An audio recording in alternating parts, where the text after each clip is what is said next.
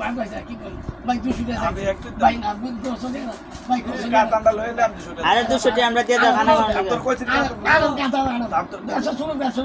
2000 না 2000 আমি দেব এমনি তুই পিছনে যাস দেখ দেব আও यार हम क्या करते हैं